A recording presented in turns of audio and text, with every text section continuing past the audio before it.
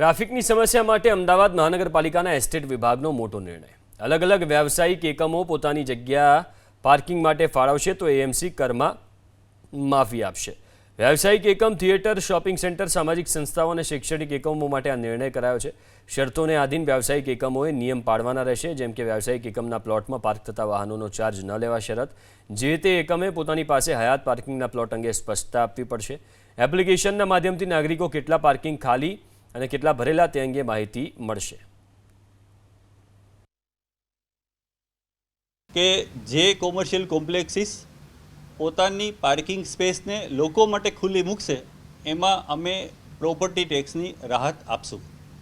તો મૂળભૂત રીતે જોઈએ તો આજે ટ્રાફિકની સમસ્યાઓ જે છે એના ઉકેલ કરવા માટે કોર્પોરેશન તો પોતે પ્રયત્ન કરે જ છે, પરંતુ જેવી રીતે નામદાર કોર્ટે અવલોકન કર્યું હતું કે ઘણા બધા કોમ્પ્લેક્સિસની બહાર વાહનો પાર્ક થાય છે અને આ વાહનો